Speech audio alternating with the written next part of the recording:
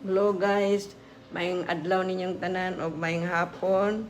Di ami sa graduation sa akong apo nga amo in town ni suportaran kay wala naman in town siya amahan. Magpasalamat lang sad ko sa Ginoo nga nakahuman gyud siya eskwela. May na lang nakahuman na jud in town.